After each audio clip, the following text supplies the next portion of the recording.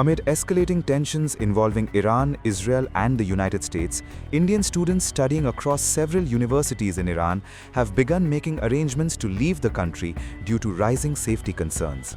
According to students and associations monitoring the situation, the first batch is expected to travel towards the Armenia border on Thursday, from where they plan to board onward flights to India.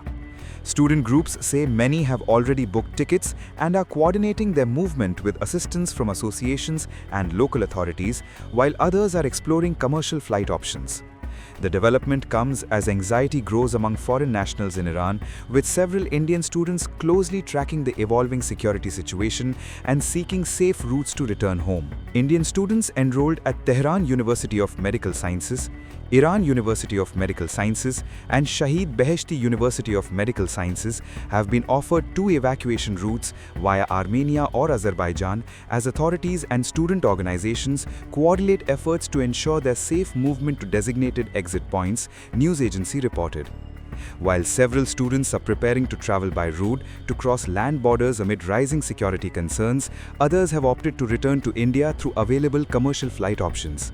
Student groups and associations are assisting with travel arrangements and sharing updates as many continue to monitor the evolving security situation and plan their departure from Iran in the coming days. And this is Aisha Mir. आप इस वक्त हैं कहाँ, location कहाँ है आपकी Iran में? हम अभी उर्मिया के सिटी में हैं, वेस्ट अजरबैजान डिस्ट्रिक्ट में। किस यूनिवर्सिटी में पढ़ रहे हैं आप ईरान में, और आप इंडिया में कहाँ से हैं? हम अभी Urmia medical science Urmia University of Medical Science, and in Kashmir we are from, in India we are from Srinagar. तो मुझे ये जानना है कि किस तरह की सिचुएशन है, किस तरह के स्ट्रीट्स पे कैसा माहौल है वहाँ पर, और क्या परेशानियाँ आप लोग फेस कर रहे हैं? माहौल फिलहाल के इधर बहुत टेंस है। इधर टेंशन अभी सुबह से कल रात से ही हो रही थी। एक्चुअली हमको कल 12 बजे सुबह से ही हमको आवाज़ आ रही थी जेट्स की। वहाँ पे जब न्यूज़ आई थी कि मिसाइल स्ट्राइक हो गए थे, तब से यहीं से आवाज़ें आ रही थी। हम खुद देख रहे थे कि कैसे मिसाइल्स उड़ रही थी बहुत सारे इलाकों से और कैसे यहाँ पे गिर रही थी पास में ही। बहुत सारे बच्चों ने बोला था, and so far all of them were quite worried. रात को कोई अच्छे से सो नहीं पाया था उसकी वजह से। आज सुबह भी अप्रॉक्सीमेटली 9 बजे के आसपास मैंने खुद एटलीस्ट 6 मिसाइल्स गिरते हुए देखी थी।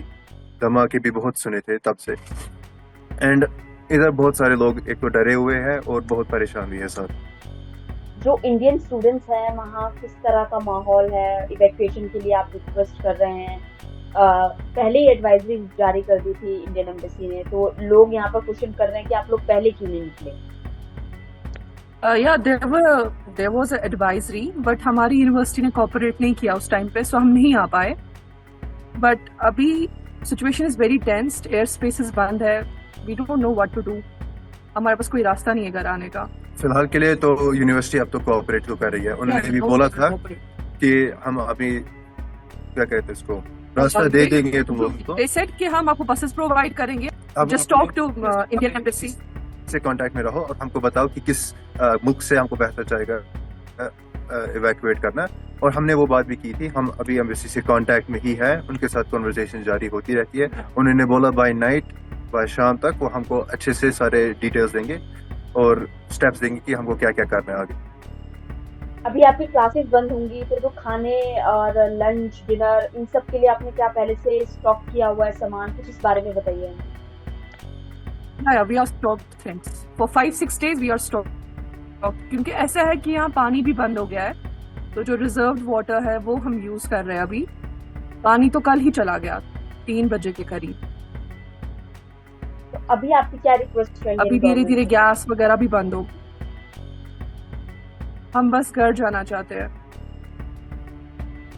Many Indian students have booked seats on Fly Dubai flights scheduled for March 15th, March 16th, and the following days, which would allow them to return to India once they reach a nearby international airport. At Shiraz University of Medical Sciences, where 86 Indian medical students are currently enrolled, local authorities have proposed a separate evacuation route. Under this plan, students are expected to travel by road from Shiraz to Qom and then onward to Baku Airport in Azerbaijan. From Baku, they can board international commercial flights back to India. Student groups say the arrangements are being coordinated with local authorities and associations as students continue to explore the safest possible routes out of Iran.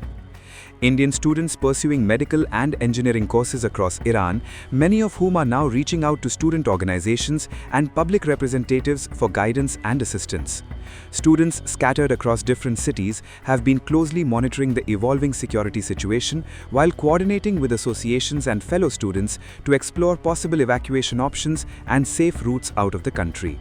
Prime Minister Narendra Modi on Wednesday said that India today does not leave its citizens stranded abroad and is making all possible efforts to assist Indians in West Asia amid the ongoing crisis in the region.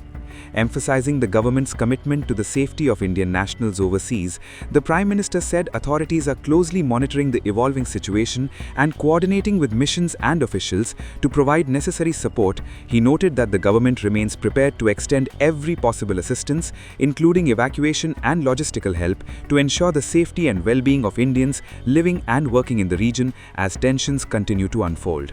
मैं एक और विषय पर आज आपसे चर्चा करना चाहता हूं। गल्फ में, वेस्ट एशिया में जो कुछ हो रहा है, उससे आप सभी का चिंतित होना बहुत स्वाभाविक है। हमारे लाखों भाई बहन वहां काम करते हैं, लेकिन साथियों, आपको याद रखना है, आज देश में बीजेपी एनडीए की सरकार है। जब भी हमारा कोई देशवासी संकट में पड़ा, हमने उसे सुरक्षित बचाने के लिए पूरी ताकत लगा दी। इराक में फंसी नर्सों को बचाने की बात हो या यमन के आतंकवादियों के चंगुल से फादर टॉम को आजाद कराने का काम, आज का भारत अपने नागरिकों को संकट में अकेला नहीं छोड़ता। फादर एलेक्सिस प्रेम कुमार को भी हम अफगानिस्तान से सुरक्षित वापस लाए। आज भी हमारा प्रयास है कि युद्ध के हालत में फंसे भारतीयों को सुरक्षा मिले, हर संभव सुविधा मिले।